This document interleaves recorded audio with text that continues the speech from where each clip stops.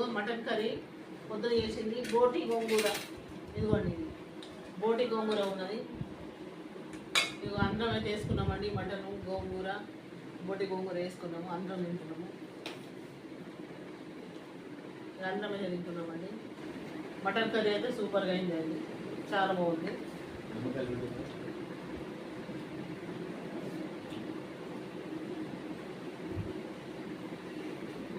Super ఉన్నది, super curry అండి, super super ఉన్నది.